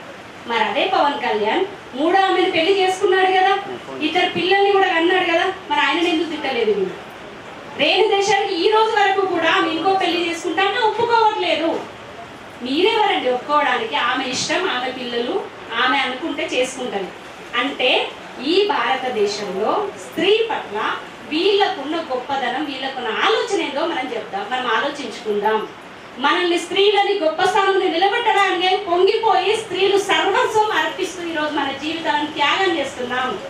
ఆ త్యాగం చేస్తున్న ఫలితంగా ఆరోగ్యాలు పాడైపోయి క్యాన్సర్లు వచ్చి అనేక రకాల రోగాలు వచ్చి ఈరోజు రోడ్ల మీద పడితే చేసే దిక్కు లేదో ఆడవాళ్ళకు. మీరు చూడండి, ఏ మగాడైనా భర్త బెడ్ మీద పడితే పొద్దంతా సేవ చేసుకుంటూ కూర్చుంటాడా?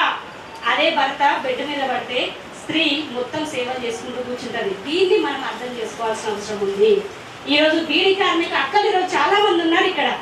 ఈ బీడీ కార్మిక అక్కలు పొద్దున్న నుంచి సాయంత్రం వరకు బీడీలు చేయడం వల్ల వీళ్ళ క్యాన్సర్లు వస్తున్నాయి. ఆ క్యాన్సర్ చూపించుకోవడానికి వాళ్ళకు వచ్చే జీతం ఏ మాత్రం సరిపోని పరిస్థితి. పైగా ఇంట్లో వాళ్ళు మాట్లాడే మాటలు ఏందో తెలుసా? చేసినవి చేసే అద్దసేరు బీడీల కోసం పొద్దంతా అదో పెద్ద సంత. పిల్లల్ని పట్టించుకునేది, భర్తను పట్టించుకునేది, ఎప్పుడు చూసినా ముందర చాట పెట్టుకొని ఎప్పుడు తాలుస్తూనే ఉంటామని మాట్లాడతారా? మరి మనకి ఇస్తున్న విలువ ఏంది? అదే చేసిన డబ్బులను రూపాయి పోగేసి ఈరోజు పిల్లల చదువుల కోసం పెట్టుకున్న తల్లులు అనేక మంది నిజామాబాద్ జిల్లాలో. మీ పిల్లలు అనేక మంది ఈరోజు డాక్టర్లు అయ్యారు, ఇంజనీర్లు అయ్యారు. కోటగల్లి ప్రాంతంలో తీసుకుంటే అనేక మంది డాక్టర్లు, ఇంజనీర్లు అయ్యారు. ఇదే బీడీ కార్మిక డబ్బులతోనే కదా. దీన్ని మనం ఏం ఆలోచిద్దాం? మన పెద్దగా పోవద్దు. ఆ కేంద్ర ప్రభుత్వం ఏం చేసిందో రాష్ట్రం మన దగ్గర ఆలోచించుకుందాం. మన ఇంట్లో మనకు వస్తున్న ఆ మాత్రమైన గౌరవాన్ని మనం ఆలోచించుకుందాం. మన మెదళ్లలో పెరుగుతున్న ఆ చిన్న భావజాలాన్ని ఎట్లా మార్చుకుందాం మనం ఆలోచించుకుందాం. అటువైపు మన ఆలోచనలు ఉండాలి. అంతేకాదు, తినే తిండి దగ్గర కూడా మనం తినే తిండి తింటున్నప్పుడు అన్నం తక్కువ పడుతుంది అనుకుంటే వదిలేసేది, ఆ పూటకు తిండి మానేసేది తల్లే. ఒకవేళ అన్నం ఎక్కువైనా ఇంకో పూటకు వంట చేసుకునేటప్పుడు ఎందుకు పడేయాలి ఈ తిండిని అని చెప్పేసి అది ఎట్లున్నా తినేది మళ్ళీ అదే ఆడది. దానివల్ల ఏం జరుగుతుంది? పొద్దునుండి తినడం రాత్రి తినడమో, రాత్రి నుండి తినడం పొద్దున తినడమో, లేకపోతే కూరలో ఏదో ఒకటి తినడం వల్ల ఆరోగ్యం పాడైపోయి కనీసం హాస్పిటల్లో పోవడానికి కూడా ఇష్టపడట్లేదు స్త్రీలు. అదే డబ్బులుంటే నా కొడుకు ట్యూషన్కి అవుతాయో, నా బిడ్డ ట్యూషన్కి అవుతాయో అని ఆలోచించుకునే మహిళలు ఈరోజు ఉన్నారు. మరి ఈ పరిస్థితిని మనం ఏం ఆలోచించాలి? ఒకవైపు ఏమో దేవతలాగా పొగుడుతూ 9 రోజులు ఆమె కోసమేమో గుడులు కడుతూ, ఆమె కోసం మేమందరం కూడా దేవిమాత మేము వేసుకుంటున్నామని చెప్పేసి మాలలు వేసుకుంటూ, మరొక వైపు స్త్రీ చూసే పద్ధతిలో మార్పు ఏమన్నా ఉందా? ఈ మధ్యన అక్క చెప్పింది కదా, తెలంగాణ రాష్ట్రంలో అనేక మంది పైన అత్యాచారాలు జరుగుతున్నాయి. మరి ఎందుకు అత్యాచారాలు జరుగుతున్నాయి? నువ్వు స్త్రీని దేవతగా కొలుస్తున్నావు కదా, స్త్రీని దేవతగా అనుకుంటున్నావు కదా, మరి ఆ దేవతగా అనుకుంటున్న స్త్రీ పైన ఇలాంటి దారుణాలు జరుగుతుంటే మాట్లాడాల్సిన వాళ్ళు ఎందుకు మాట్లాడట్లేదు? చిన్ననాటి నుంచే కుటుంబాలలో స్త్రీని గౌరవించే సంస్కృతి పెంచినప్పుడు ఇట్లాంటివి కొంత మేరకైనా తగ్గే అవకాశం ఉంది. మనం కమ్యూనిస్ట్ లాంటి పార్టీలు కానీ, లేకపోతే ప్రగతిశీల మహిళా సంఘం కానీ చిన్ననాటి నుంచి స్త్రీ పురుషులు సమానం అని మాట్లాడుతున్న సందర్భంలో కొంత మార్పు జరిగింది తప్ప, ఇప్పుడు మళ్ళీ ఒకవైపు ఉద్యమాలు వెనుకబట్టు పడుతున్న పరిస్థితుల్లో ఇంకా విచ్చలవిడితనం పెరిగింది. తగ్గడానికి పోయి మళ్ళీ విచ్చలవిడితనం పెరిగింది తప్ప, ఈ స్త్రీకి ఈరోజు సమాజంలో విలువ అనేది మనం అనుకోవచ్చు. ఎందుకు విలువ లేదమ్మా? పోతున్నారు, మీరు మైకులు పట్టుకొని మాట్లాడుతున్నారు, బయట పోయి టీవీలలో మాట్లాడుతున్నారు, లేదా డ్రైవర్లు అవుతున్నారు అని అనుకుంటున్నాం. కానీ పని చేసే చోట కూడా స్త్రీకి విలువ ఉంటుందా? నిన్ననే ఉత్తరప్రదేశ్ నుంచి ఒక వీడియో వచ్చింది, ఉత్తరప్రదేశ్ రాష్ట్రం నుంచి. అది అన్ని చోట్ల జరుగుతుండొచ్చు. ఒక స్కూల్లో టీచర్ జాబ్ చేస్తుంది, ఒక టీచర్, ఒక లేడీ. అక్కడ హెడ్ మాస్టరు ఒక మగవాడు హెడ్ మాస్టర్. ఆమెకు బయోమెట్రిక్ అటెండెన్స్ ఉంటుంది, అట్లాగే సంతకం పెట్టాలి. ఆమె వచ్చి సంతకం పెట్టేటప్పుడు లేట్ అయిందని చెప్పేసి సంతకం పెట్టనియడు ఆయన. అది వీడియో వచ్చింది, కావాలంటే మీరు ఫేస్బుక్లలో వాట్సాప్లలో చూడొచ్చు. ఆమె సంతకం పెట్టడానికి వస్తే నువ్వు సంతకం పెట్టనియా నేను అని ఆపి, ఎట్లా సార్ మన సంతకం పెట్టాలి కదా, నాకు అయితే అయింది, ఒక 5 నిమిషాలు లేట్, ఆడవాళ్ళం కదా ఇంకా పనులు చేసుకుని పోయేటప్పుడు కాస్త లేట్ అవుతుంది, అయింది సార్ అని చెప్పేసి అంటే, నాకు ఇక్కడ ముద్దు పెట్టు, ఇది వీడియోలో వచ్చిందమ్మా, నాకు ఇక్కడ ముద్దు పెట్టు, అయితే ఈ రోజే కాదు ఏ రోజు లేట్ అయినా నేను దాన్ని ఒప్పుకుంటా అని మాట్లాడాడు. దీన్ని ఏమందాం? ఆమె సీక్రెట్గా వీడియో తీసి దీన్ని సోషల్ మీడియాలో పోస్ట్ చేస్తే ఆయన పైన వేటు వేశారు. అదే ఒక సంగతి. ధైర్యం ఉన్న ఆడవాళ్ళు ఇది చేస్తున్నారు, ధైర్యం లేని ఆడవాళ్ళు ఎంత వేదన అనుభవిస్తున్నారు మీ అందరికీ తెలుసా? పని చేస్తున్న చోట కానీ, చదువుకుంటున్న చోట కానీ టీచర్లే పిల్లల్ని అత్యాచారం చేస్తున్న పరిస్థితులు ఉన్నాయి. కాలేజీలలో లెక్చరర్లే పిల్లల్ని అత్యాచారాలు చేస్తున్న పరిస్థితులు ఉన్నాయి. ప్రతి చోట కూడా ఒక మహిళలకు సంబంధించిన హెల్ప్ లైన్ పెట్టాలని చెప్పేసి మనం ప్రగతిశీల మహిళా సంఘంగా పోరాటం చేసిన ఫలితంగా ఇప్పుడు ప్రతి చోట మహిళలకు సంబంధించిన కమిటీలు ఏర్పాటు చేశారు. పనిచేస్తున్న ప్రదేశాలలో స్త్రీలకు రక్షణ కల్పించాలని చెప్పేసి దానికి సంబంధించి ఒక మెకానిజం ఈరోజు తయారు చేసుకోగలిగాం. ఆ మెకానిజం వైపు మనం పోవాలి, అట్లాంటి చట్టాల వైపు మనం పోవాలి. అంతేకాదు అత్తింట్లో ఆడపిల్లలకు ఆడలు పెడుతున్నారు కట్నం కోసం చెప్పేసి వాళ్ళందరినీ కూడా ఈరోజు చంపే పరిస్థితి ఉందని చెప్పేసి జరుగుతున్న క్రమంలో ఆడపిల్లలను రక్షించాలని చెప్పేసి పోరాటం చేసిన ఫలితంగా ఈరోజు 498A లాంటి చట్టాలు వచ్చాయి. కానీ ఈరోజు అట్లాంటి చట్టాలను కూడా నీరు గార్చే పరిస్థితులను కేంద్ర రాష్ట్ర ప్రభుత్వాలు ప్రయత్నం చేస్తుంది. ఏమంటాడు, మన చట్టానికి సవరణలు చేస్తే ఏమంటారు తెలుసా? అది ఆ లోకల్ పోలీస్ స్టేషన్ పరిధిలోకే ఇచ్చి, ఒకవేళ ఆ ఎస్ఐ గనక అందులో సరైనది లేదు, ఈయన ఇచ్చిన కంప్లైంట్ 498A అనే చట్టం ఉంది కదా, వరకట్న నిరోధక చట్టం అంటారు అమ్మ దాన్ని, గృహహింస నిరోధక చట్టం అంటారు. ఆ గృహహింస కనుక జరగలేదని ఎస్ఐ భావిస్తే కేసు ఉండదంట. ఆయన ఎస్ఐ అనుకుంటేనే కేసు పెడతాడు, ఎస్ఐ అనుకోకపోతే కేసు పెట్టాడు. అదే అత్తింటి కుటుంబంలో వచ్చి ఒక 1000 రూపాయలు 10,000 రూపాయలు ఆయనకి ఇచ్చి అనుకోండి, ఏం లేదని చెప్పి కేసు కొట్టేయడా? ఇట్లాంటి అవకతవకలు జరిగే అవకాశం లేదా? దీని గురించి ఈరోజు ప్రభుత్వాలకు అవసరం లేదు. మనమందరం ఏంటి, ఇంట్లో వంట చేసి పెట్టి పని చేసి పెట్టి అందరికీ మంచి చేసేటోళ్ళము. అట్లాగే ప్రభుత్వాలకేమో ఓట్లు వేయడానికి మాత్రమే మనం పనికి వస్తాం. మహిళలు మాత్రమే ఈ భారతదేశంలో కానీ తెలంగాణ రాష్ట్రంలో ఎక్కువగా ఓటింగ్ శాతం వేసేది మహిళలే. ఈ మహిళలను ఇందుకు ఉపయోగించుకుంటున్నారు తప్ప అన్నిట్లలో సమాన అవకాశాలు ఇచ్చే దగ్గర కానీ గౌరవించే దగ్గర కానీ ఎక్కడ కూడా గౌరవాలు ఇవ్వట్లేదు. ఈ మధ్యనే కేంద్ర ప్రభుత్వం 33.5% రిజర్వేషన్ ఇవ్వాలని ప్రకటించిన అన్ని చోట్ల ఈరోజు ఉద్యోగాల్లో అక్కడో ఇక్కడో 33.5% రిజర్వేషన్లు ఇస్తున్నారు. కానీ రాజకీయాలలో రిజర్వేషన్ ఎందుకు ఇవ్వట్లేదు? 33.5%. మన ఈఓడబ్ల్యూ అయితే 50% ఇవ్వాలని కొట్లాడుతుంది. ఎందుకంటే సమాజంలో సగం మంది ఉన్న వాళ్ళకు సగం రిజర్వేషన్లు ఇవ్వకుండా 33.5 ఇవ్వడం ఏంది అనేది మన ప్రశ్న. పోనీ అయినా 33.5% రిజర్వేషన్లు ఈరోజు ఇస్తున్నారా? స్థానిక సంస్థల సర్పంచ్లలో కానీ, ఎంపీటీసీలలో కానీ, ఎమ్మెల్యేలలో కానీ, ఎంపీలలో కానీ 33% రిజర్వేషన్లు ఉన్నాయా? మీరు ఎప్పుడన్నా టీవీలలో అసెంబ్లీ వస్తే చూడండి, రేవంత్ రెడ్డి మాట్లాడేటప్పుడు లేకపోతే ఇంకొకరు మాట్లాడేటప్పుడు చూడండి, ఎంతమంది మహిళలు కనబడతారు మీకు? మా అయితే 10 మంది నుంచి కూడా మనకు కనబడదు. మరి 33% ఉండాలి కదా. 100 మందిలో 33 మంది మహిళలు ఉండాలి ఎక్కడైనా. అది ఎంపీపీలో అయినా కానీ, సర్పంచ్లలో అయినా కానీ, లేకపోతే రాష్ట్రంలో అయినా కానీ, ఎమ్మెల్యేలలో ఎక్కడ ఉంటున్నారు అంటే ఇవ్వట్లేదు. ఒకవైపు ఏమో ఎలక్షన్ల ముందు ఎలక్షన్ల కోసం కేంద్ర ప్రభుత్వం ఆ రిజర్వేషన్లను ఇస్తున్నానని ప్రకటించి, మరొక వైపు ఏమో దాన్ని హోల్డ్లో పెట్టేసింది. ఇప్పటిదాకా దాన్ని అమలు చేయట్లేదు. ఈ రకమైన అన్యాయాన్ని ప్రకటించాల్సిన అవసరం మన పైన ఉంది. మీరు అనుకోవచ్చు, ఇప్పటికే ఇంట్లో పనిచేసి బయట పనిచేసి పిల్లల్ని చూసుకొని ఇన్ని చేస్తున్నాం మనం, మళ్ళా రాజకీయాలు చేయాలా, మళ్ళా ఎమ్మెల్యేలు కావాలా, మళ్ళా సర్పంచ్లు కావాలా అని అనుకుంటున్నాం. కానీ అసలు చట్టాలు చేసేది ఎక్కడ? ఈ పార్లమెంట్లలో అసెంబ్లీలలోనే చట్టాలు చేస్తాం కదా. మరి మగవాళ్ళందరూ చట్టాలు చేసే ఆ పార్లమెంట్లలో అసెంబ్లీలలో అధికారంలోకి వచ్చినప్పుడు వాళ్ళకు అనుకూలమైన చట్టాలు చేసుకుంటారు. ఎవరు అధికారంలోకి వస్తే వాళ్ళకు అనుకూలమైన చట్టాలు చేసుకుంటారు. మరి మనమే అధికారంలో ఉంటే మనకు అనుకూలమైన చట్టాలు చేసుకుంటాం కదా. అలాంటప్పుడు ఈ సమాజంలో సమానత్వం కోసం మనం పోరాటం చేయడానికి ఆ చట్టసభలు కూడా వేదిక అవుతాయి కదా. అలాంటప్పుడు ఆ చట్టసభలకు మనం ఎందుకు పోవద్దు? ఒక మహిళ ఒక గ్రామంలో సర్పంచ్ అయితే ఆ గ్రామం ఎంత అభివృద్ధి అవుతుందో చూడండి మీరు ఒకసారి. ఆమె పరిశుభ్రత పైన దృష్టి పెడుతుంది, తన ఇంటిని పరిశుభ్రంగా ఉంచుకుంటుంది కదా. గ్రామం పరిశుభ్రంగా ఉండాలని ఆలోచిస్తుంది, పరిశుభ్రత పైన దృష్టి పెడుతుంది, చెట్ల పైన దృష్టి పెడుతుంది. అట్లాగే తప్పుడు పనులు చేయకుండా ఆలోచిస్తుంది. అవినీతి జరగకుండా స్త్రీని అవినీతి వైపు పంపడానికి చాలా కష్టపడాల్సి వస్తుంది. ఏ పురుషుడైనా, పురుషుడు చాలా తొందరగా అవినీతి వైపు పోతాడు, స్త్రీలు తొందరగా అవినీతి వైపు పోవడానికి అవకాశం దొరకదు.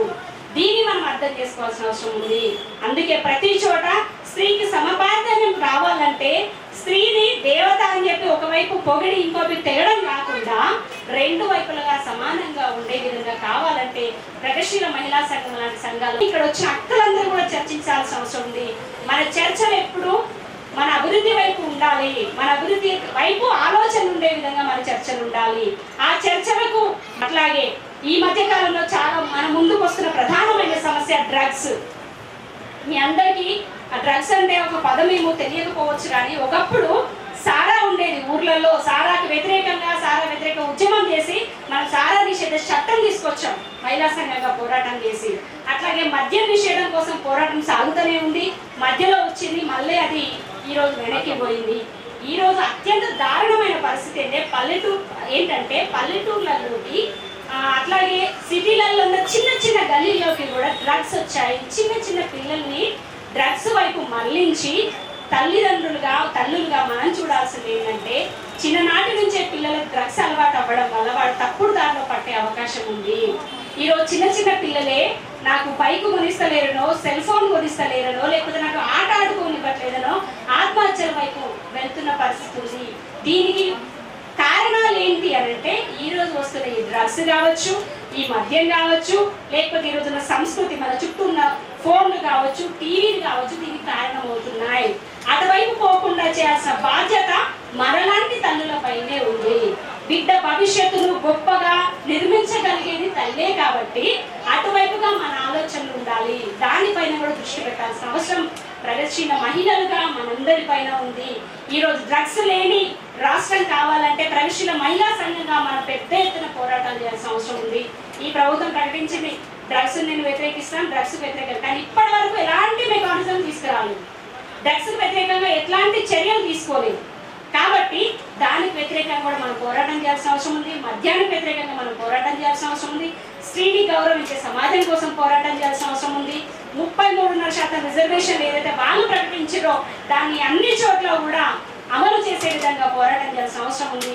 అటువైపుగా మనందరి ఆలోచనలు క్రోడీకరించుకొని రేపు జరిగే భవిష్యత్తు కార్యక్రమాల్లో దీనికి తగ్గట్టు మనం ఉద్యమాలు తీసుకోవాలని చెప్పేసి కోరుకుంటూ ఈ అవకాశం ఇచ్చిన మీ అందరికీ కూడా ధన్యవాదాలు తెలియజేస్తున్నాను.